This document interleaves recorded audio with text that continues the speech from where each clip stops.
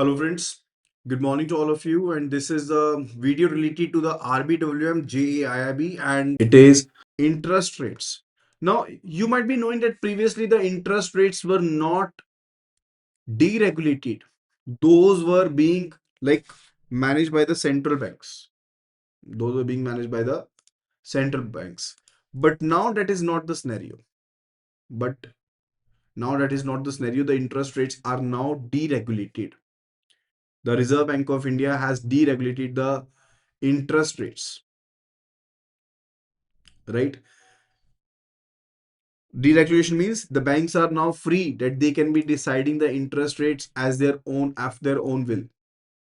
They can be deciding the interest rates based upon their own will. So interest rates are now deregulated, and whatsoever the interest rate is to be paid by the banks are at their own discretion can be deciding the rate of interest. But there are some conditions related to it. There are the conditions related to it. What are the conditions? First of all, it's about the comprehensive policy. It is about the comprehensive policy. So there must be a board approved interest rate policy with the bank, which should be approved by the board of directors, which should be comprehensive policy, which should be approved by the board of directors, and it should be a comprehensive policy. And further, the interest rate that you're going to offer, it should be uniform across all the branches and further for all the customers. So it should be applied equally to all the customers without any discrimination. And also, the interest rate on the saving bank account cannot be negotiated between the bank and the depositors. It is not negotiable. When we are talking about the interest rates on the saving bank accounts, it is not negotiable between the bank and the customers, right? So banks are to basically apply the pre-declared standard rates. It's not the case that to one customer you are providing the interest rate of 7% or to other person you are offering the interest rate of 3%. Not the case. And the uniform rate is to be given for the deposits up to rupees 1 lakh, irrespective of the amount within the particular limit.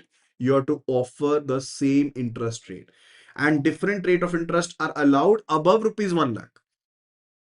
Like the bank can be giving the different interest rate, but uniformly without any discrimination to all the similar accounts with all the deposit pattern, same pattern. You have to offer the same interest rate to the customers. Like let's say if one customer is having 5 lakh rupees in the saving bank account, the bank is offering let's say 0.5% extra interest rate, then the bank is to offer 0.5% extra to all the customers who are maintaining such balances. Clear that? And also the daily calculation is to be done. So scheduled banks were advised so as to calculate the interest on the saving bank accounts on a daily basis from the April 1, 2010 as per the RBI instructions. That was basically advised to the banks. Clear with it? Now after that, it's about the current accounts. Now, what are current accounts? The current account for business purposes. The individuals, companies, traders, individuals even who are having the high liquidity and frequent transactions, those are to open the current accounts. So there is no restriction related to the deposits, no restriction related to the withdrawals, and the check facility will be given to you, and overdraft facility may also be available. What is overdraft facility? Like you are having the balance of 20,000 in your account, and further if you are allowed a overdraft facility of rupees 50,000, so it will basically you can be withdrawing a balance of 70,000 rupees. So that's a overdraft facility. Let's say a prior arrangement with the bank where you are allowed a debit balance also, and the checkbooks are issued in the case of the current account, right? In current account, except in some of the cases you are basically allowed to withdraw the amount only and only using the current account, only using the checkbook. And further, the banks are not allowed, they cannot be paying you interest on the current account balances. No interest is allowed, right? And further, it's about the term deposits. Now, term deposit is basically like it can be the fixed deposit or it can be the recurring deposit. Now, what is the difference? In case of fixed deposit, the you'll be depositing a fixed amount and further you not be able to deposit any further amount, right?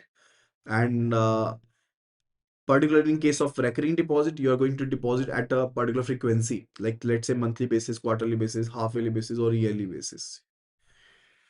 Now, if we talk about the term deposits are basically like where the money is deposited for a fixed time period at a predetermined interest rate. You're going to deposit the money for the fixed time period at a predetermined interest rate. So it will be for specific tenure. It will be fixed at the interest rate will be fixed, right? So it will be for fixed tenure. Like you basically made a deposit for 5 years. So it's not fixed for 5 years. You cannot be withdrawing it. Premature withdrawal will be allowed, but there might be some penalty related to it. And also there will be fixed interest rate. There will be fixed interest rate that will be paid to you. And in general, if we consider and compare with the saving interest rate, definitely the saving interest rate is lower and the fixed deposit interest rate is higher, right? Then it's about the fixed deposit, FDR. Now, in case of FDR, the minimum maturity is for 7 days and the maximum maturity is for 120 months, like up to for 10 years, from 7 days to 10 years. It can even be above the 10 years if the court order is given. But in general, if it is asked in the exam, the minimum maturity is 7 days and the maximum maturity is 10 years. And the interest rate is fixed, like the tenure is fixed, the interest rate is fixed. That's why it is said to be the fixed deposit. And the interest will be deposited or will be paid periodically to you. And further, the interest will be credited to the account periodically, but will be paid on maturity, right? And is the premature withdrawal allowed? Yes, premature withdrawal is allowed, but with penalty. But with penalty, or let's say we can say with reduced interest rate. After that, it's about the RD, that is a recurring deposit. Recurring deposit is basically also a term deposit, and further, you have to deposit a fixed amount regularly. Usually, it's like per month basis, you have to deposit the fixed deposit, right? So, fixed monthly installment is there, predetermined tenure is there, and maturity, on maturity you'll be getting the principal amount plus the interest accumulated that you have earned over the years. So it's just like an annuity, like you are depositing rupees, let's say 5,000 rupees each and every month for 1 year. Now at the end of the 1 year you will be getting the principal of 60,000 rupees and also the interest earned upon it, right? So it's kind of the thing. Further, it could be related to the combination of the deposit schemes, like the augmented product, where you're offering the two things, like a fixed amount is there and also like combining the facilities or let's say features of two or more products. So like saving accounts linked with fixed deposit, like sweep in or auto sweep facilities available. So let's say we are talking about the auto sweep facility in saving account or current account. Now what will be the scenario? A fixed amount over and above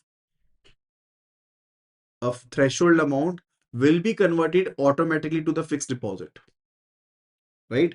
So let's say if the balance is beyond 50,000 rupees, in that scenario, the amount will be converted into fixed deposit automatically. Now, on that particular amount, you'll be paid higher interest rate, because in saving account or let's say in current account, you are having no interest. But when it will be converted to the fixed deposit automatically, then you will be having the interest rate earnings upon it. Clear with it? Clear so far? Do confirm at the earliest. So that's about the demand deposit and the time deposit.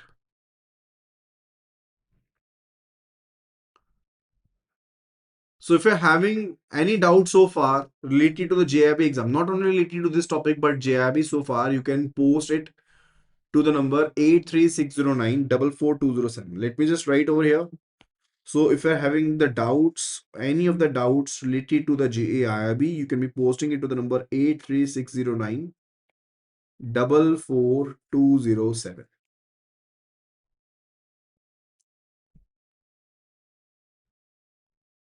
And if you have learned the topic so far, do like this video, and further do share this video. Your one like is going to motivate us so as to bring much more content for you on daily basis. Okay. So let's start the another topic. It's related to the KYC guidelines. It's about the KYC guidelines. KYC is what? This is know your customer guidelines. Know your customer guidelines. Now the directions for the banking purpose, these has been given under the section 35A of the Banking Regulation Act, right? So what is KYC? It is just a regular process, we can say, which is being followed by the bank, and it's a regulatory concern. And it's a regulatory concern. So banks are to verify and identify the customers. We need to verify and identify the customers, right? And before establishing the banker customer relationship, and even after establishing the banker customer relationship, we are to do that so as to basically know what risk is associated with such customer, right? And this is done primarily for preventing the money laundering, for preventing the terrorist financing, and also other financial crimes are there. We want to prevent them. Okay, so that's why the KYC is to be done. And in under the KYC, we are having the four pillars. For the KYC, we are having the four pillars. One, it is a CAP, that is a customer acceptance policy. So under the customer acceptance policy, it helps the banks so as to determine that which categories of the customers are acceptable, and what is the risk profile of the customer, what is the reputation background of the customer, what is the purpose and nature of the account. We can be understanding those parts using the customer acceptance policy. And the second one, it's about the risk management.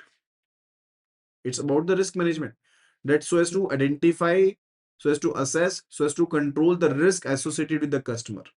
So the customer could be the high risk customer, medium risk customer, low risk customer. Accordingly, we are to do the due diligence of the customer. The third pillar, it is a CIP, that is a customer identification procedure.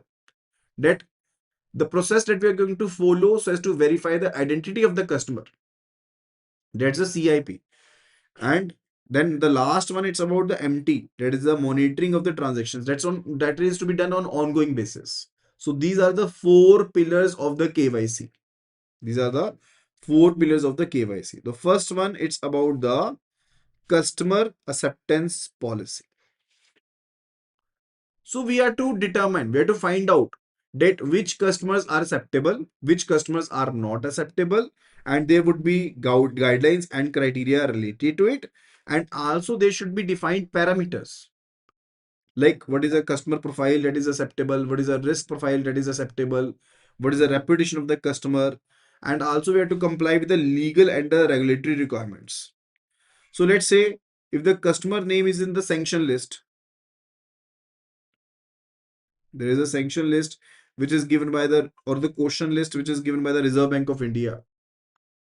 Let's just assume there was a caution list, there was a sanction list which was given by the Reserve Bank of India. Now, if the customer name appears in that, the identity appears in that, you cannot be opening that particular customer account because that is not allowed. And also, we should be understanding that what is the purpose and the nature of the account. For what particular purpose the customer is going to open the account. And further, we also to ensure that no account is to be opened in fictitious name, in anonymous name, right? In beneficial ownership. No account should be opened. That's about the customer acceptance policy. The second one, it's about the risk management. Risk management. So we are to categorize the customers based on the risk level. Like it could be the customer with low risk or medium risk or the high risk. That's a risk management, right? And for low risk customers, simple due diligence can be done. But for high risk customer, like if it is a PEP, politically exposed person, which is a high risk customer, or let's say a trust, an NGO, which is a high risk customer. Now in that scenario, we are to do the enhanced due diligence. Like the simple KYC won't work. We are to go for the other documents also, right? So that's basically for the high risk customers or the customers who are doing the complex financial transactions. The third pillar, it's about the customer identification procedure. So we are to positively establish the identity of the customer. Now that is to be done at the time of opening of the account and also to be done periodically thereafter. So we are to collect the officially valid documents. We are to verify the address details. We are to conduct the background checks. We are to basically get the contact information, and further we should be having the tools related to it, right? So that's about it. So that's about the customer identification procedure. And the fourth one, it's about the monitoring the transaction. Now the transactions are being done on ongoing basis, so that is to be done on ongoing basis. So it's like continuously tracking and analyzing the transactions of the customers. What is the major objective? That if there is any suspicious transaction, if there is any unusual transaction, we want to detect such transactions. Now, these transactions could be related to the money laundering. These could be related to terrorist financing activities. So we are to identify such transactions. And also, we are to comply with the AML guidelines, anti-money laundering guidelines. We are to follow the combating the financing of terrorism guidelines, AML CFT guidelines we have to follow, right? And there are some reports which are to be submitted to FIUIND. Now, what is FIUIND? It is Financial Intelligence Unit Indian part. So we have to we have to submit, not deposit, we have to submit the reports to FIUIND also. So that's about the topic KYC. What are the methods for opening the accounts?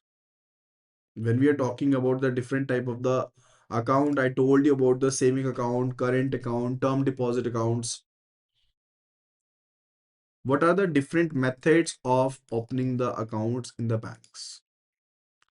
Now, when we're considering about the private and the foreign banks, it's like centralized manner. Generally, in private banks also, we do follow the vertical system. Now, the same saving account opening form or the current account opening form will be collected by the branch level, but the accounts will be opened centrally, like by the CLPC. By the CLPC. Now, CLPC is what? This is Centralized Liability Processing Center. Why liability? Because the deposits accounts are a liability to the bank. So deposit accounts are opened through the CLPC. That is a Centralized Liability Processing Center. So the application details, the supporting documents, those will be collected by the branch. And further, let's say those are scanned and further then those will be forwarded to the centralized processing centers, right? So that the account will be opened. And why it is important? Why? Because the standardized processes are being followed there. So better compliance in KYC AML guidelines will be there. Better operational efficiency will be there and faster processing will be done. Right. So that's about the private and the foreign banks.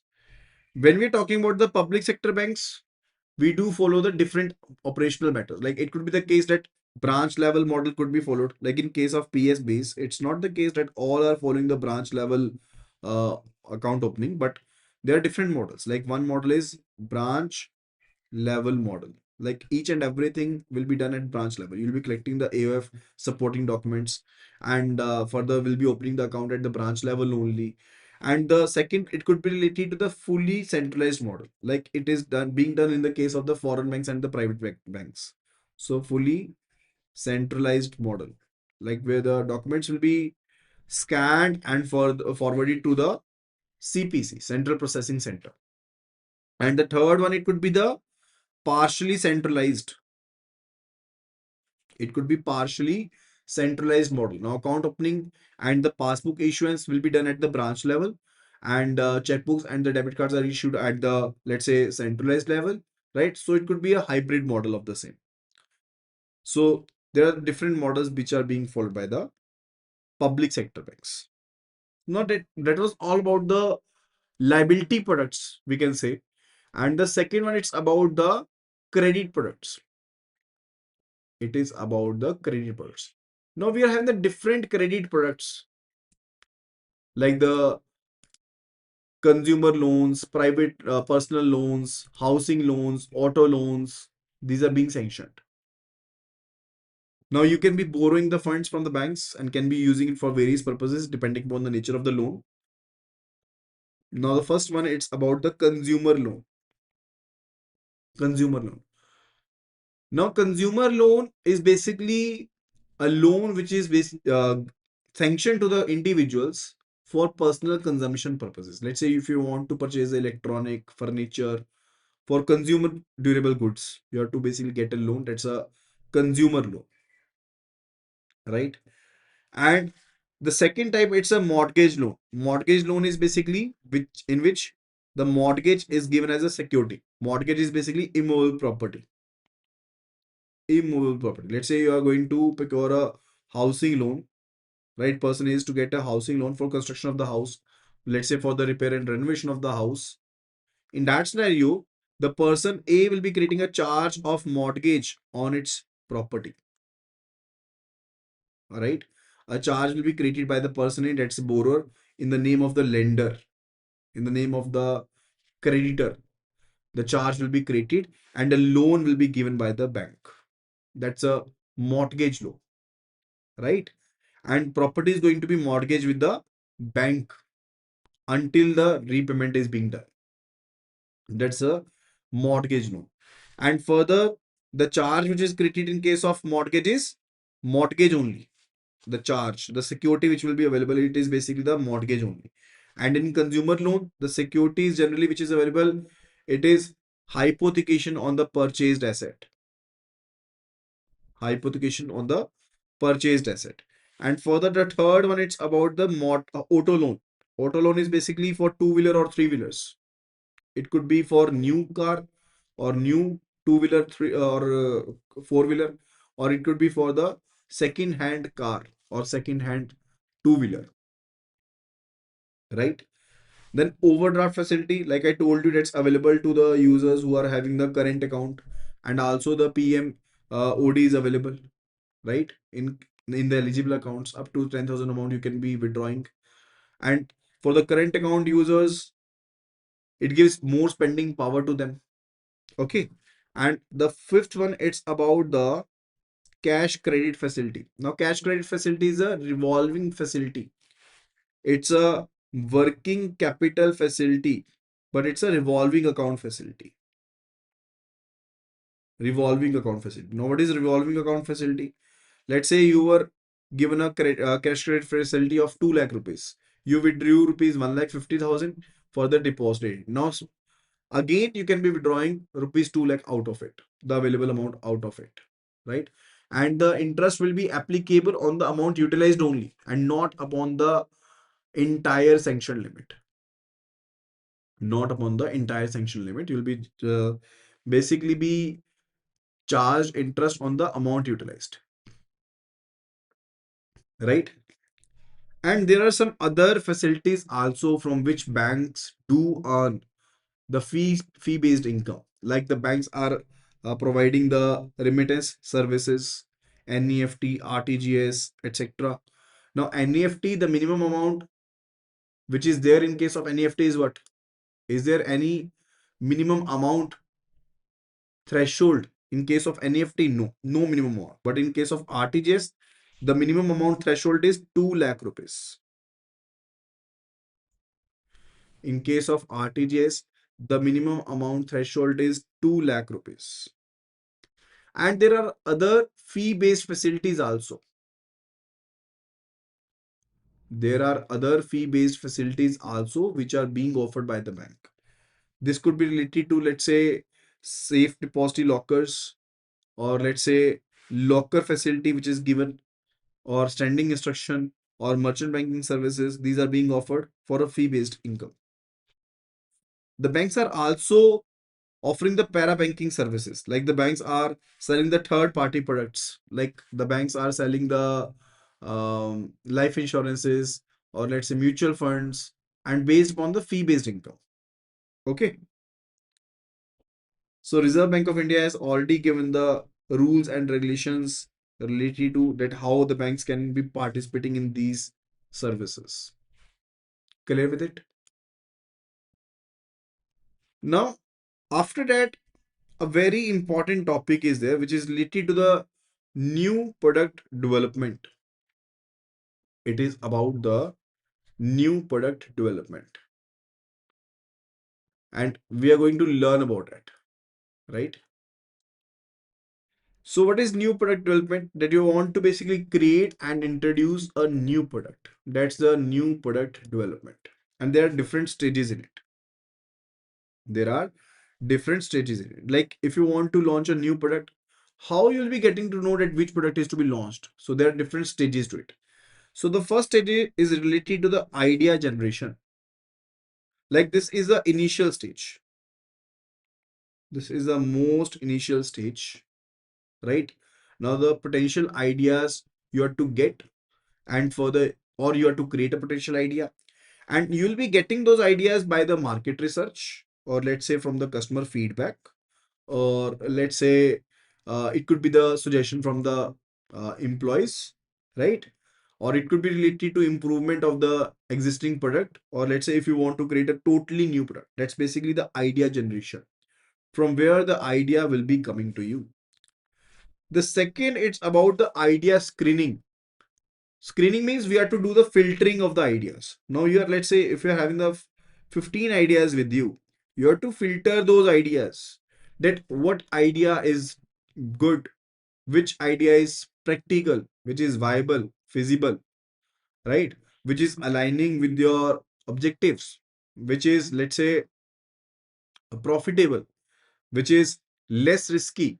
Okay. So you have to get those ideas. And let's say if one idea is unprofitable, if it is risky, if it is not viable, then definitely you have to eliminate those ideas. That's about the idea screening. Okay. So let's say if you were previously having 15 ideas, now when the particular screening is done, the particular screening is done. Now let's say you're just having the one or two ideas. One or two ideas you are left with, which are viable, which are not riskier, which are profitable, which you will be passing on further for further development purposes. That's the idea screening.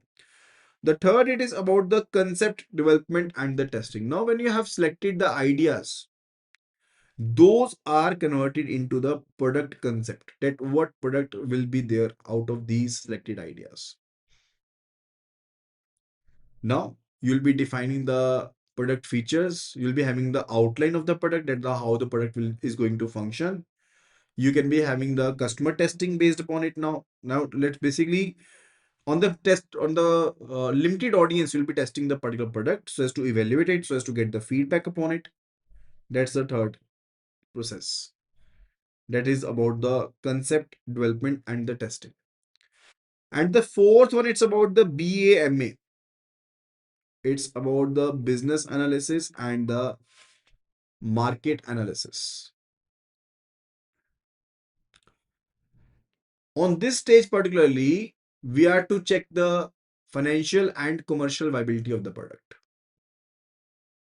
We have to check the financial viability of the product. We have to check the commercial viability of the product. We have to look the pricing strategy.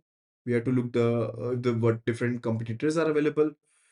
We can be checking the expected sales we can be getting, or we can be getting the projected profitability for us, right? So that's all being checked at BAMA. Very important. Very important stage in product development. Otherwise, all the stages are important, but out of them all, this stage is very much important. Further, it will be the product development done. After that, it will be the product development. Now, you'll be introducing it again to limited market. Now, previously you tested with your testers or internal, let's say employees, you tested it, but now you'll be basically developing it for the limited customer segment, for specific customer segment. You have to evaluate the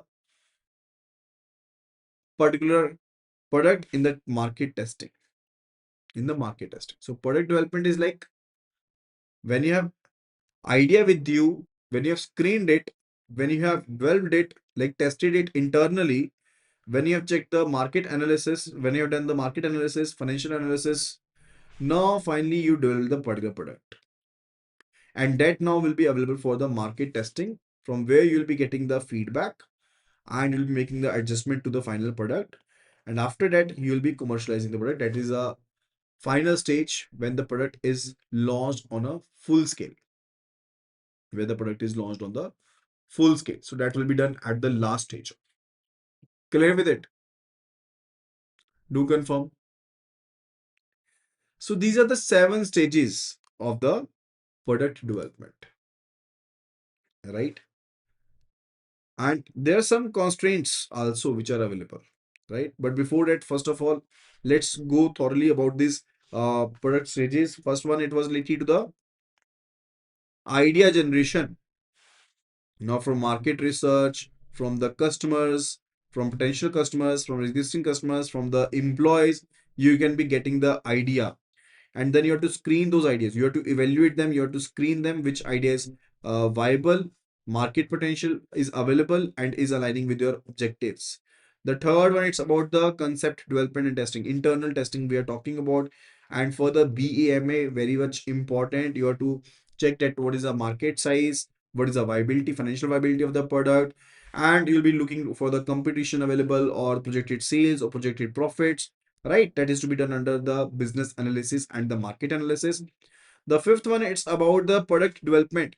Now, once you are having the knowledge about the fundas that which product is like going to be much more beneficial or feasible, and now you are doing you have to go with the product development. You'll be finalizing the product prototype, you'll be testing it internally further, and you will be doing the QA, that is a quality insurance, and further making the necessary modifications based upon it. And further, it will be tested upon the specific customer segment, right? And further, you have to check, get the feedback from the customers, and whatsoever the changes to be done, those changes will be done or the adjustment will be done. And the seventh one, it's related to the commercialization, that the final stage involves a full scale launch and commercialization of the new product, right? So this includes the marketing strategies. So what price is to be set up, and creating the promotional campaigns, training the sales team, and showing the availability of the product in the market over there. So that's about the seventh stage. Now, there are constraints in the product development. Now you are having the heterogeneous customer base, first of all. Heterogeneous customer base means the customers might be having the different needs, different preferences. Now you developed one product which is suitable for all. So there might be some difficulty. And also the technology revolution. The product might become obsolete after some time. So also your existing product range might be offering a competition to the new product. Like let's say proper positioning of the product is to be done, that for which particular customer segment this product is for, and where this production with this product will be positioned. Let's say company A is having, let's say company A is selling 15 versions of the cars, 15 versions of the cars, right? Now when company A is selling 15 versions of the cars, in that scenario company A is selling at the very low band. Let's say one car is available for 5 lakh, another is for 6 lakh, 7 lakh. Now the proper positioning is to be done. Otherwise, the internal products will impose a challenge toward it, right? Further, ideas might be available at each and every time, but is it convertible to the product or not? And is that product is appealing to the customers or not? That's a very important point. So generating ideas is easy, but so as to transform the ideas into commercially viable product, it's challenging. Further, the staff resistance might also be there. Like when a new product is launched, the staff might not be like, let's say, well versed with it, ideas that how it will be working, because they might be feeling that the increased workload might be there, right? So definitely that's also a point to worry about. That's also a constraint that's available in case of the new product development. Clear with it?